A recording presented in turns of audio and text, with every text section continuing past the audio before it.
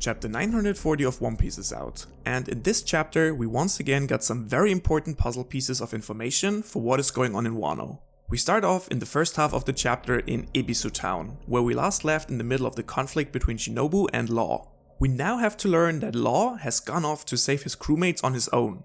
He seems to be seriously upset about what was happening during the conversation, and he openly doubts the existence of the Alliance due to the lack of trust he feels. Now, while I do not expect Law to break up the Alliance over an emotional outburst of someone like Shinobu, it still shows how fragile the Alliance really is, which is comprised of different groups with different interests. I hope that this won't lead to a general distrust between Law and the Samurai in the future. After all, the Alliance is already struggling as it is, even without this kind of internal conflict. While Usopp and Nami are discussing Law's abrupt departure in front of Tonoyasu's house, they hear a commotion in the middle of the village. An old lady of the village explains to them that there are criminals from the capital that were exiled to Ebisu Town for their crimes. The actually quite knowledgeable grandma also explains to us what the three men were guilty of. The first one set people's houses on fire, and the second one sold wood to those people who needed to repair their homes, but for an extraordinary price. And the third one sold expensive caskets for those that died in the flames to the mourning families.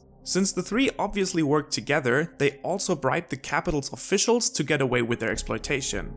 Now, the reason that they were caught is truly amazing, because we have actually seen all three of them before. All three men were at Kumarazaki's funeral, since all three were seduced by the courtesan and robbed of all their riches. With this, Oda basically has eradicated any remaining doubt that Kumarazaki is really Hiyori. There was a lot of doubt why Hiyori would be so cruel to people while being in the capital. Now we know that she actively targeted criminals that were stealing money from the citizens and took that money back from them. We also learn more about Hiyori's companion Toko. While there were also many speculations about who Toko really was, it turns out that she's actually Tonoyasu's daughter, which I did really not see coming, even though it makes awfully much sense once you really think about it.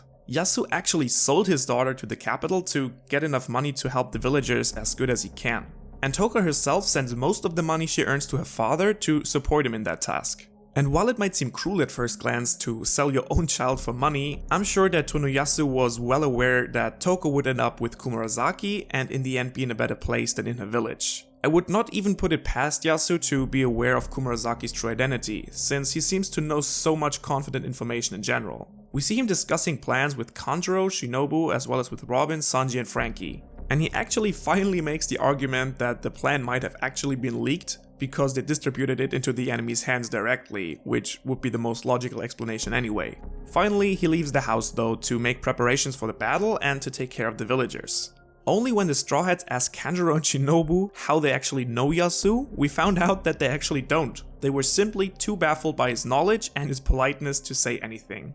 Since we were first introduced to him with Zoro, I can't help but feel that there is a lot more to this character than we are shown by Oda so far.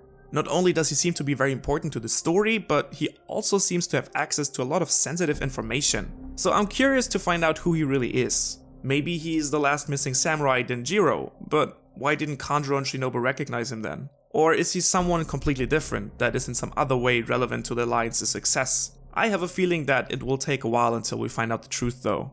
Now, for the second half of the chapter, we once again cut back to the Udon prison mines, where Hyogoro is teaching Luffy more about the new form of armament Haki. We learn that Haki in Wano is actually called Ryuo, or Flowing Sakura, though we do not know if that only goes for armament Haki or for observation and conquerors Haki as well. Hyogoro tells Luffy that he should try to use the unnecessary Haki that is surrounding his body to make it flow through his fist. Luffy then keeps on trying for several more rounds, but ends up using mostly regular vulcanization.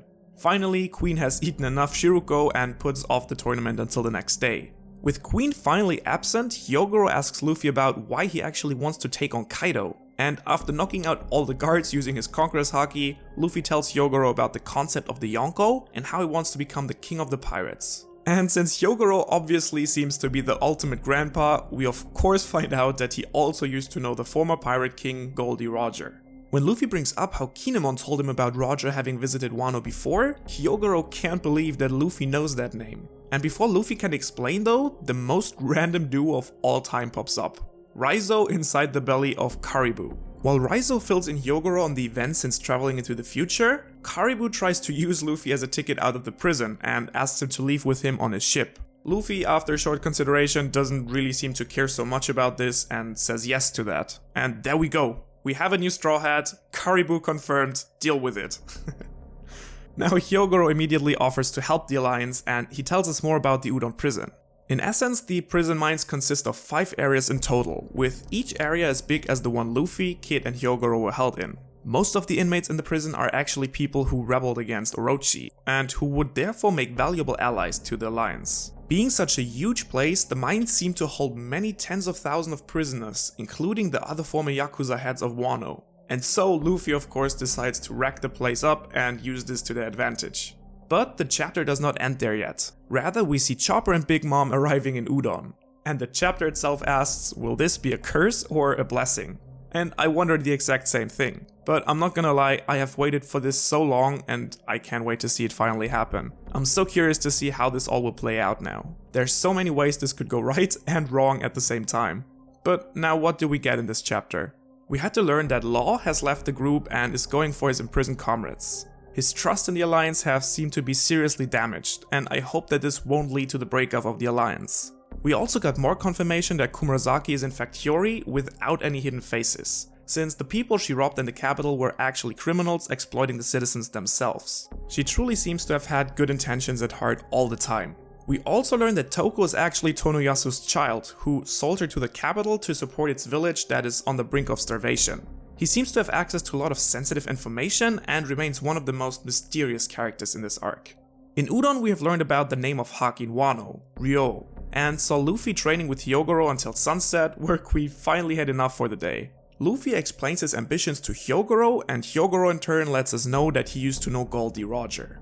We see Raizo and Caribou appear, who tell us about the true size and the inmates of the prison mines, and we see Luffy's decision to destroy the whole place to create chaos and get more allies. And finally we get to see Big Mom and Chopper arrive in Udon.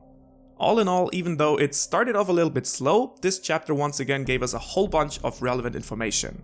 We were able to fill in more gaps and also got even more setup for the great prison breakout in Udon. I honestly have no idea in what direction everything's going to go there, but I know for sure that I can't wait to see it happen. But now let me know your thoughts in the comments below. If you liked this video, don't forget to like, share and subscribe to be notified for any future content of mine. Or dislike, don't share and unsubscribe. It's a free world, people. Thanks so much for listening despite me being sick, and I hope to see you around next time, and until then, have a great week.